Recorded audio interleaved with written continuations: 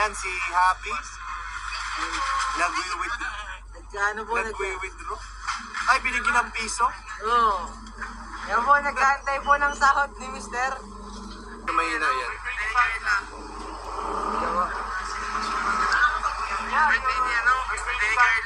Ayan o. May patapik-tapik pa. Eh, na-entrega na yan guys na sahod.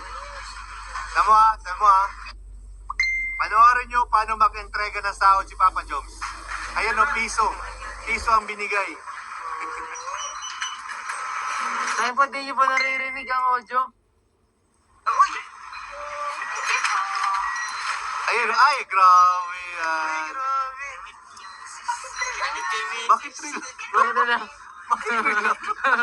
Bakit 3 lang daw? Ayan na po.